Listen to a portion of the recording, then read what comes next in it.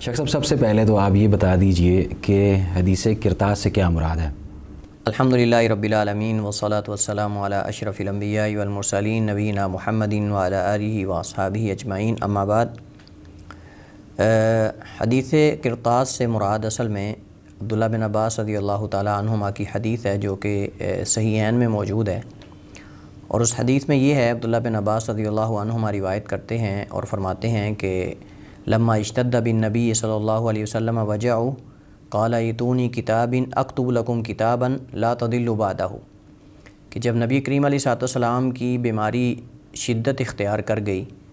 تو آپ صلی اللہ علیہ وسلم نے اس شدت کی بیماری میں آپ نے صحابہ کو کہا کہ میرے پاس جو ہے وہ کاغذ قلم لے کر آؤ اور میں تمہارے لیے جو ہے وہ کچھ لکھ کر دے دوں جس کے بعد تم کبھی گمراہ نہ ہو سکو۔ صحیح۔ اور حضرت عمر رضی اللہ تعالیٰ عنہ نے جب نبی کریم علیہ السلام کی بیماری کی شدت کو دیکھا،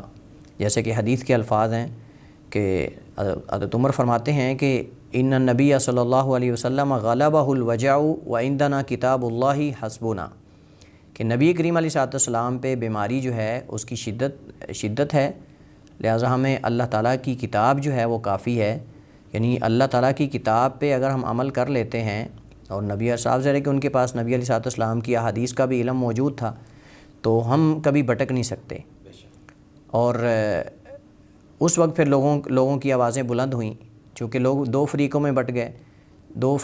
گئے۔ بعض لوگوں نے کہا کہ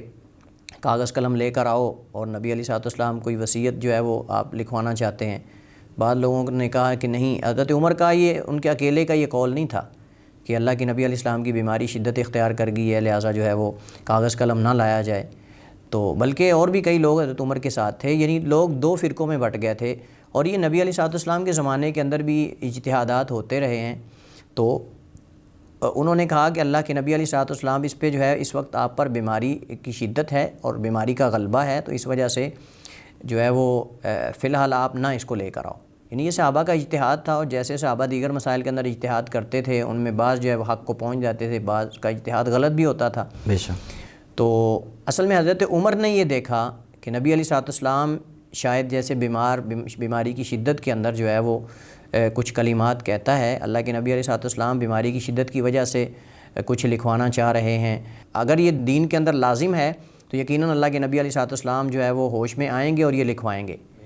اور یہ حضرت عمر رضی اللہ تعالیٰ عنہ کی فقاہت اور فراست کی دلیل ہے۔ بے شک۔ تو اور اگر یہ ضروری نہ ہوا تو اللہ کے نبی علیہ السلام جو ہے وہ اس کو نہیں لکھوائیں گے۔ حضرت عبداللہ بن عباس رضی اللہ تعالیٰ عنہما جب یہ حدیث بیان کرتے ہیں تو حدیث کے آخر میں انہوں نے جو ہے وہ کچھ الفاظ کہے ہیں، اور الفاظ وہ یہ ہیں، فرماتے ہیں کہ ان الرزیۃ کل الرزیہ ما حال بین رسول اللہ صلی اللہ علیہ وسلم و بین کتابہ، کہ یہ بہت بڑی مصیبت تھی مسلمانوں پر کہ جو نبی کریم علیہ السلام اور آپ کے جو آپ خط لکھوانا چاہتے تھے یا وصیت لکھوانا چاہتے تھے اس کے درمیان حائل ہو گئی۔ یعنی یہ مسلمانوں کے اختلاف کی وجہ سے، یعنی اس وقت میں یہ اللہ کے نبی علیہ السلام یہ وصیت نہ لکھوا سکے۔ تو یہ حدیث کرتاس ہے، اور یہ مشہور زیادہ اس وجہ سے ہے کہ اس حدیث سے جو ہے وہ رافضہ اس سے استدلال کرتے ہیں۔ تو وہ کہتے ہیں کہ اللہ کے نبی علیہ السلام جو ہے وہ حضرت علی کے نام وصیت لکھوانا چاہتے تھے، خلافت کی وصیت کرنا چاہتے تھے،